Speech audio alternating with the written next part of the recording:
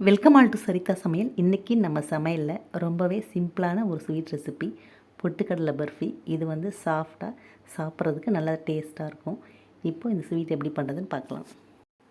First ஒரு mixie jar எடுத்துக்கலாம். இதில் வந்து 1 கப் அளவு பொட்டுக்கடலை சேர்த்துக்கலாம். இப்போது இது கூடவே 1 கப் சர்க்கரை.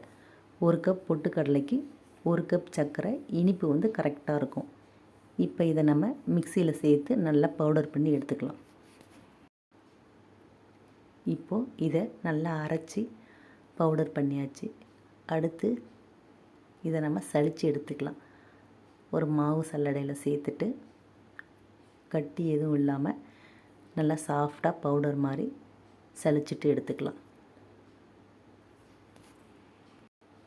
பொட்டுக்கடலை பவுடரை நம்ம சலித்து நல்லா ரெடி பண்ணியாச்சு. அடுத்து ஒரு பிளேட்டில் கொஞ்சமாக நெய் சேர்த்துட்டு எல்லா இடமும் படுற மாதிரி இதை தடவி விட்டுடலாம்.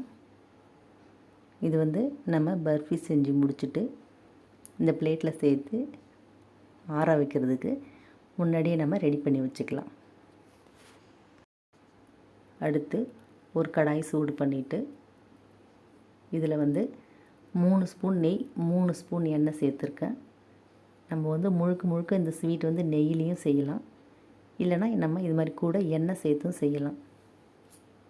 இப்போ நெய்யும் எண்ணெயும் நல்லா காஞ்சதுக்கப்புறம் அடுப்பை சிம்மில் வச்சுட்டு இதில் வந்து 2 ஸ்பூன் தேங்காய் துருவல் சேர்த்துருக்கேன்.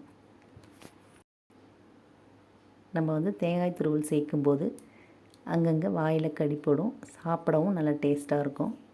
நம்ம வெறுமனையே பொட்டுக்கடலையும் சர்க்கரையும் சேர்த்து செய்யும்போது கொஞ்சம் மாவு சாப்பிட்ற மாதிரி தான் இருக்கும். அதனால் இது மாதிரி தேங்காய் துருவல்.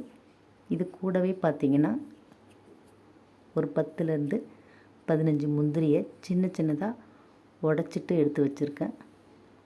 இப்போது இதையும் சேர்த்து நல்லா செவந்து வரட்டும், வறுத்து விட்டுடலாம். தேங்காய் துருவல், முந்திரி இது ரெண்டும் நம்ம பர்ஃபியில் சேர்க்கும்போது பொட்டுக்கடலை பர்ஃபி வந்து இன்னும் நமக்கு சாப்பிட நல்லா டேஸ்ட்டாக இருக்கும்.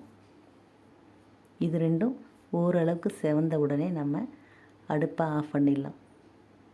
ரொம்ப கருக விட்டுறக்கூடாது. லைட்டாக நம்ம செவந்த உடனே அடுப்பை ஆஃப் பண்ணிவிட்டு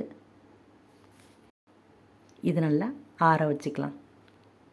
ஆறினதுக்கப்புறம் இதில் கொஞ்சமாக ஏலக்காய் பொடி சேர்த்து நல்லா ஒரு வாட்டி கலந்து விட்டுக்கலாம். இப்போ நம்ம ரெடி பண்ணி வச்ச பொட்டுக்கடலை பவுடரை கொஞ்சமாக சேர்த்து நல்லா கிளறி விட்டுருவோம். முதல்ல ஒரு பாதி அளவு சேர்த்துட்டு நல்லா கலந்ததுக்கப்புறம் மீதி பாதியை சேர்த்துக்கலாம்.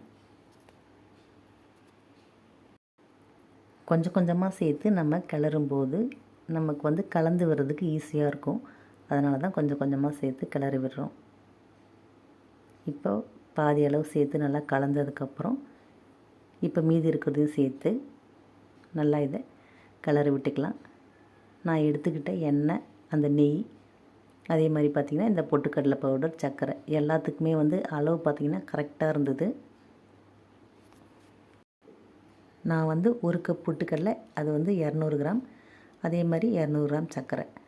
இந்த அளவுக்கு 3 ஸ்பூன் நெய் 3 ஸ்பூன் ஆயில் கரெக்டாக இருந்தது.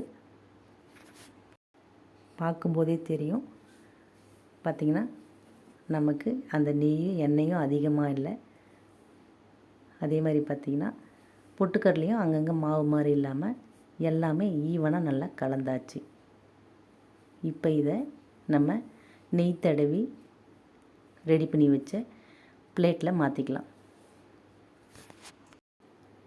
இதை நம்ம பிளேட்டில் மாற்றிட்டு நல்லா சமன் பண்ணி விட்டுட்டு ஃப்ரிட்ஜில் வந்து ஒரு 1 மணி நேரம் எடுத்து வச்சிடலாம். அப்போ நமக்கு நல்லா கெட்டியாகி பார்க்கவே நல்லா கேக் மாதிரி சூப்பராக இருக்கும். சாப்பிடவும் நல்லா டேஸ்ட்டாக இருக்கும்.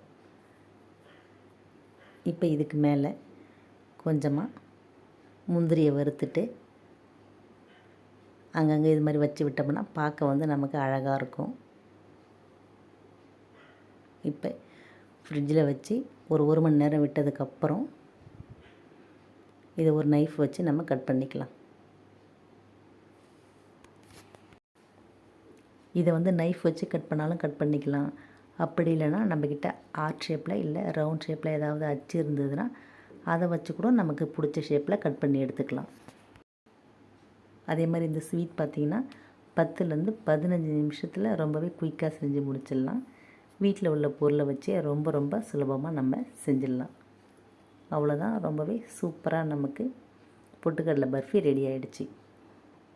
நீங்களும் ட்ரை பண்ணி பாருங்கள். வீடியோ பிடிச்சிருந்தால் லைக் பண்ணி ஷேர் பண்ணி கமெண்ட் பண்ணுங்கள். என்னோடய மற்ற வீடியோஸ் எல்லாம் பார்க்கணுன்னு நினச்சிங்கன்னா சரிதா சமையலுக்கு சப்ஸ்கிரைப் பண்ணுங்கள். தேங்க்யூ.